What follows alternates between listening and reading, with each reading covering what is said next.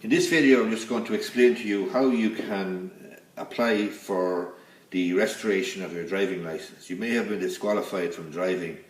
If that's the case, then normally you can apply for the restoration of your driving licence. You can do this when you have 50% of the disqualification period served.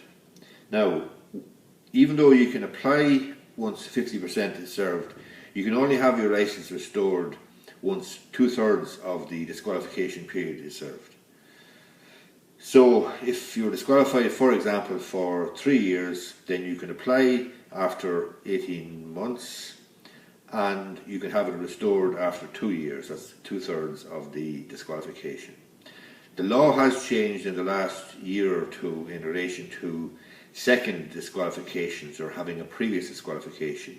If you had a previous disqualification and it was for 2 years or less, you can still apply to have your licence restored. However, if your previous disqualification was for more than 2 years in the last 10 years, then you cannot apply for the restoration of your driving licence.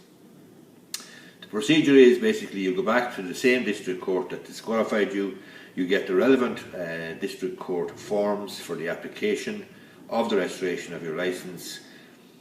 You would probably be well advised to get a solicitor to help you with it and make the application for you, because it will involve filling out forms, serving them on the superintendent of the Garda Síochána in your area, perhaps on the superintendent in the area where you were disqualified, and sending these forms then back to the district court.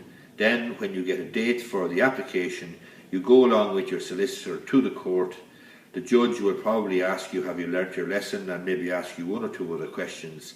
And provided that there's no objections by the superintendent, and provided you have not come to the attention of the Gardaí in the meantime or since your disqualification, then there's a good chance that you will have your licence restored.